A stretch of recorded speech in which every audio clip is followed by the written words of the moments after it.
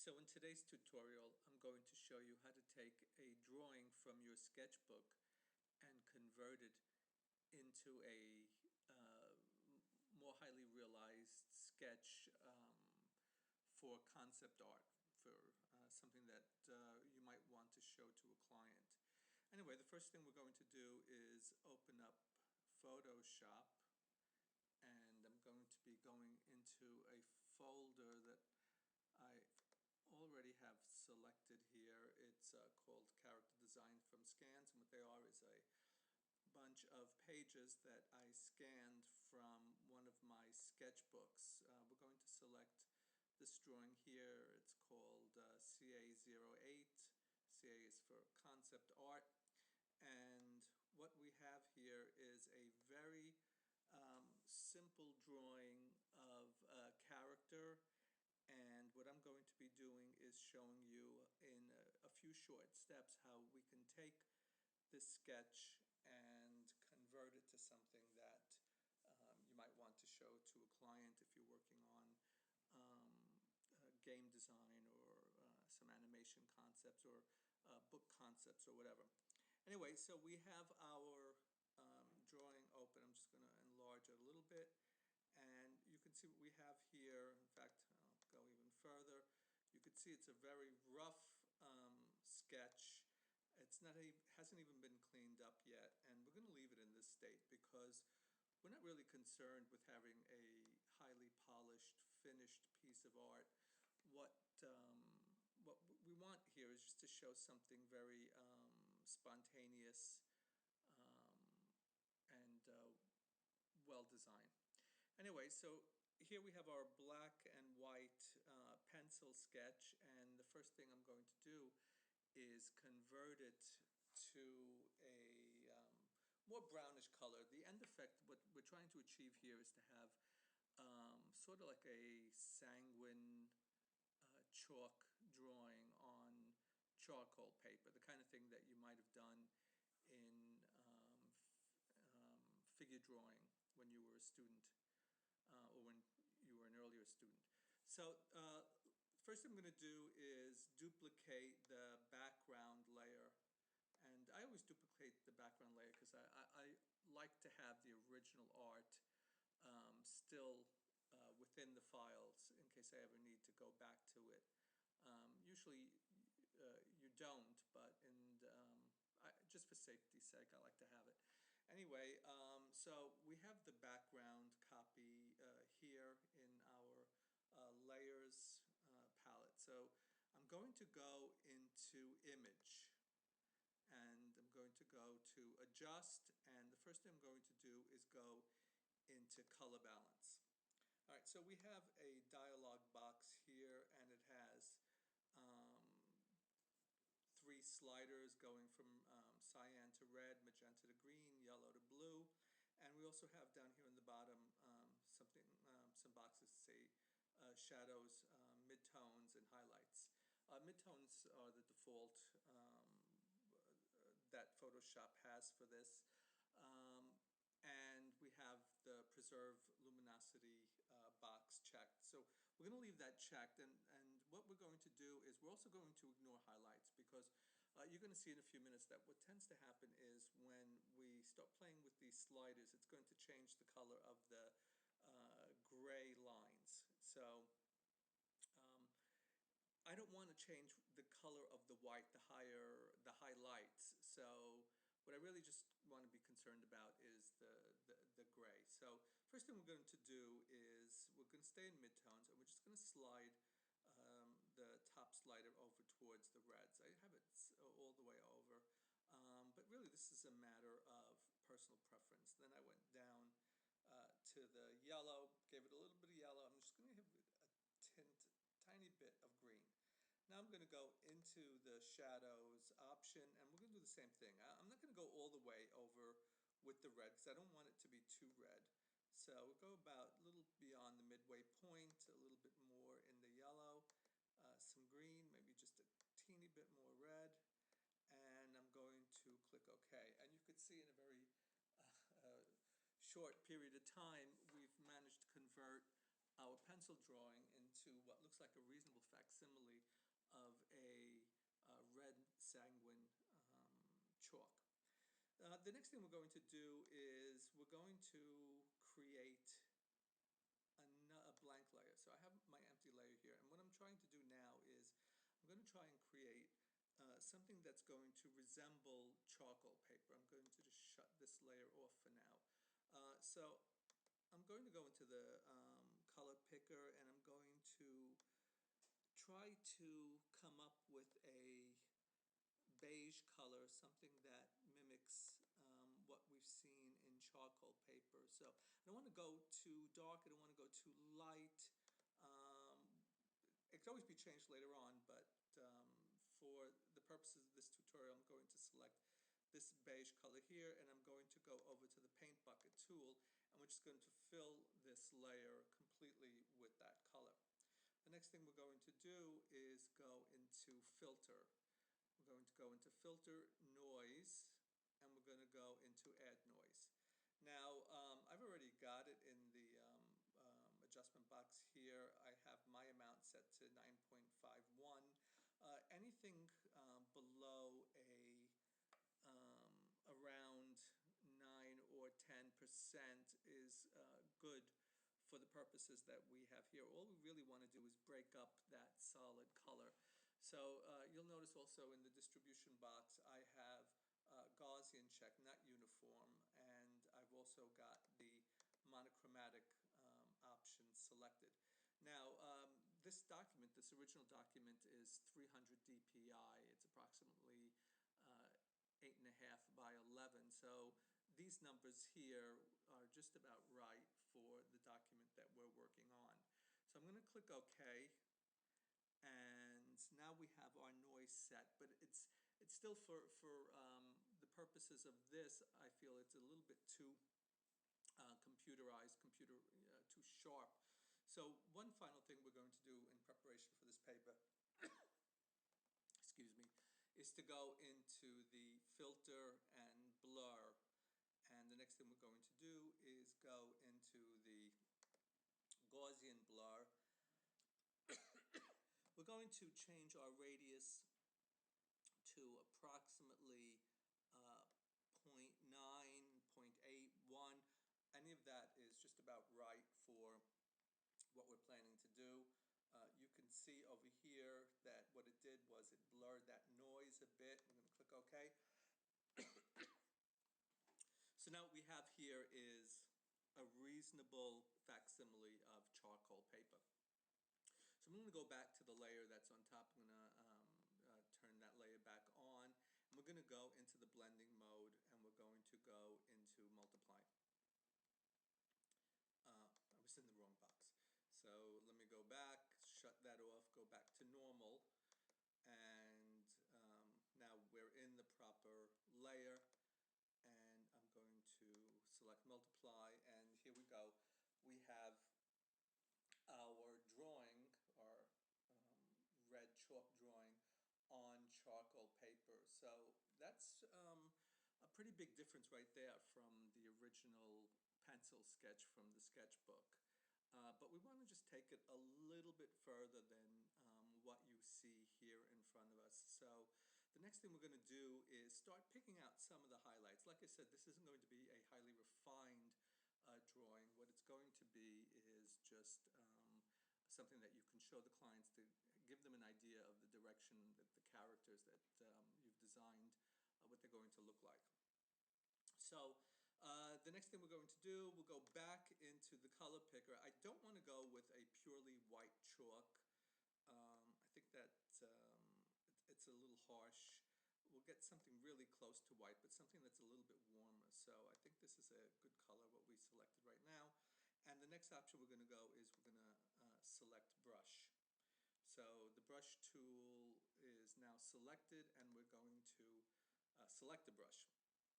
Now, the thing about Photoshop, it comes with many different brush choices. And what I'm going to select now is a brush that resembles chalk. You can see when I put the cursor over that number 36, it says chalk.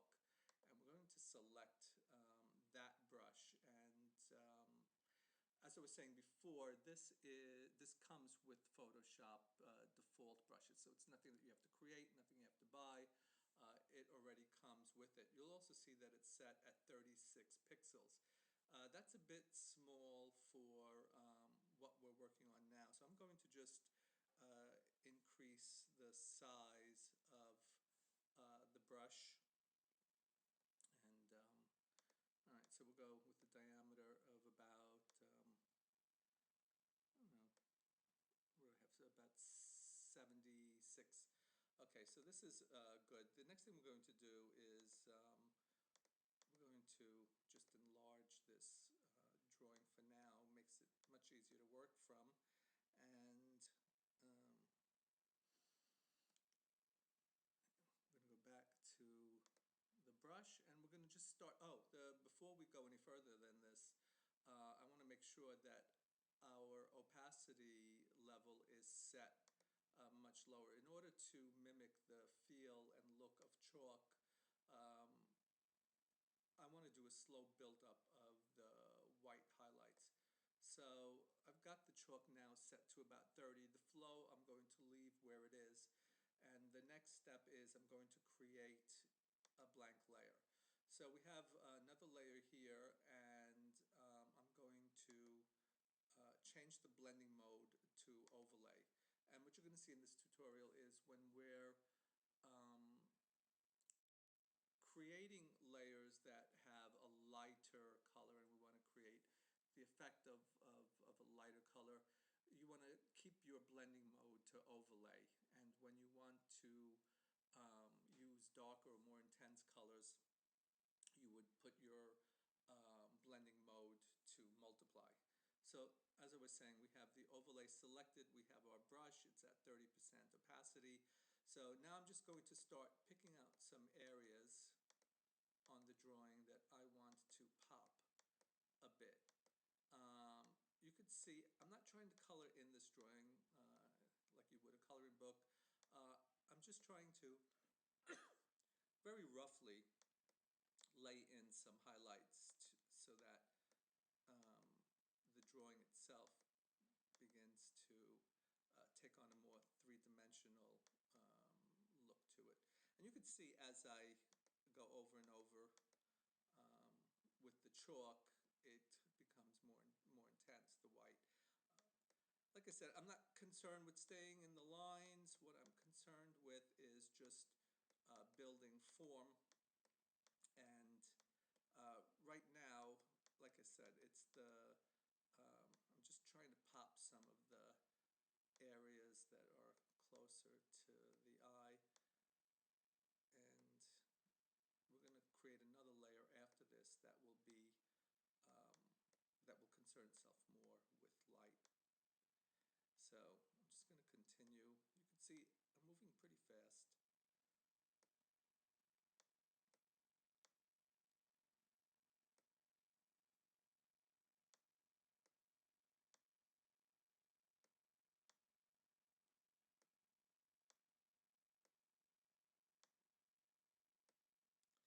Even if I'm coming outside my lines, you could see over here that happened. Doesn't matter. Like I said, this is meant to feel spontaneous.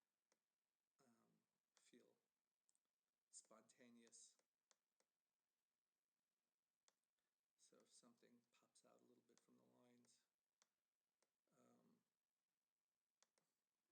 we're not going to worry about it too much. If it was something that that was glaringly wrong with it, all we would need to do is go into the eraser and just erase some of that color back. But like I said, this is not something that I'm too worried about with a drawing like this. So as you can see, this is the first layer, and I began to pop some white. I'm going to create another layer now, and it's basically another layer, empty layer, and I'm going to go once again to overlay. And I'm not going to change the color of the chalk. What I'm doing is I'm building up another highlight layer. This time I'm more concerned with light and where the light is hitting our subject. And so what I'm going to do is, I figure it's going to be here towards the front and in this right-hand side. And like I said, it's not going to be scientific. Um,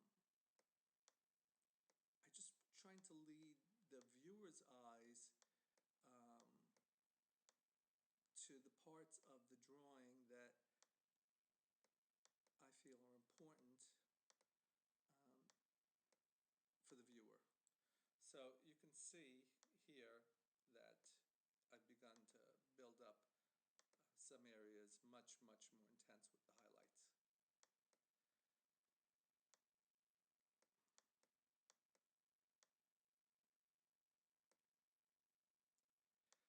As I was saying before, the beauty of Photoshop is its ability to um, create many layers, and that really gives you a lot of control over your image, and also gives you control over whether, if you make mistakes, um, it's so easy to just go back and change the mistakes you've created. So um,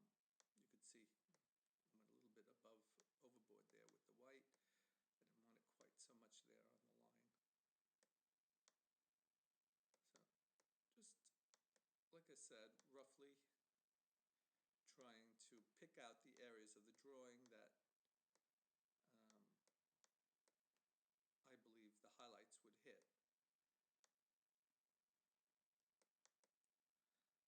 I'm going to just see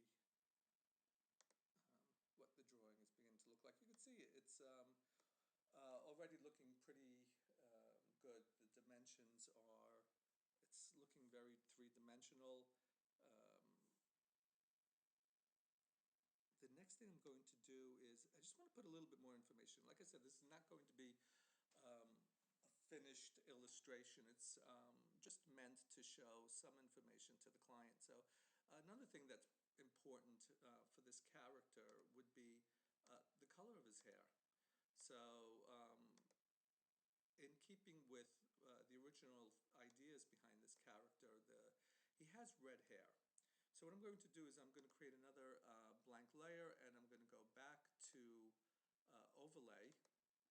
So that layer is overlay, and I'm going to select reasonable red for the character's hair, and once again using the same chalk, the same brush, I'm going to just quickly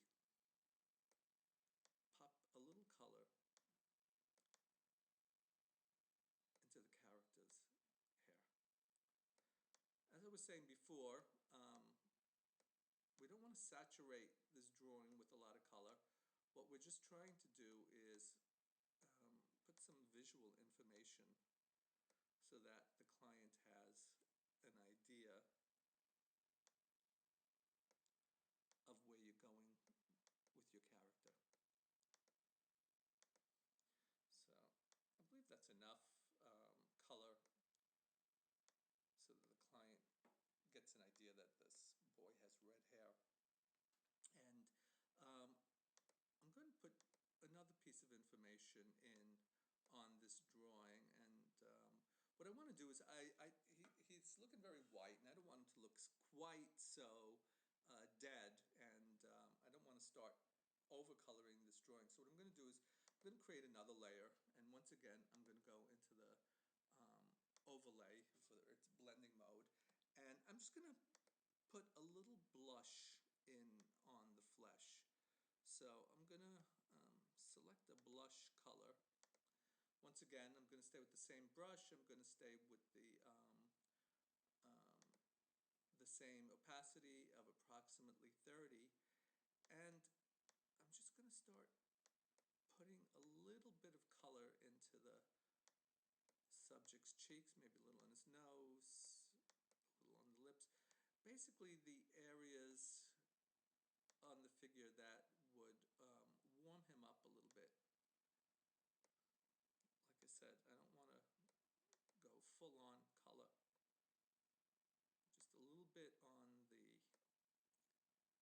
hands, especially around the fingertips.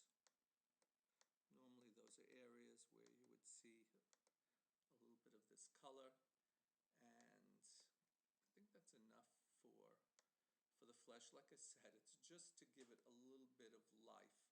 Um, One more piece of information that I would like to include on this before we finish this drawing is I want to work a little bit more on his eyes. Usually that's the focus on character drawing, is the character's eyes, and I want the viewer to focus there just a little bit. Not I don't want to go overboard with it, so I'm going to create another layer. And once more in this layer, what I'm going to do is I'm just going to select a white, and what I want to do is, I'm going to go with the overlay blending mode. What I want to do is make his eyes pop a little bit more, and this brush is way too large now. We're working in much smaller details, so I'm going to go with approximately 17 pixels. And you can see what I'm doing is I'm going into the whites of his eyes, and I'm not making them pure white because that wouldn't be right for any character, actually, because the eyes fall into shadow. But I did want to draw a little bit of attention to it, so I'm adding some white, and the next thing I'm going to do is add some color to the eye itself. Now, I've selected a green, and I'm not going to put this on another layer because there's so little information on this layer. I'm just going to stay in here, and I'm going to put that green into the subject's eyes. Okay,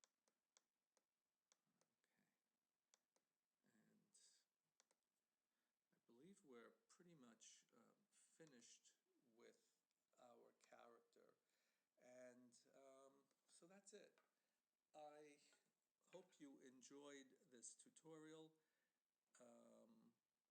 and I hope to create another one soon.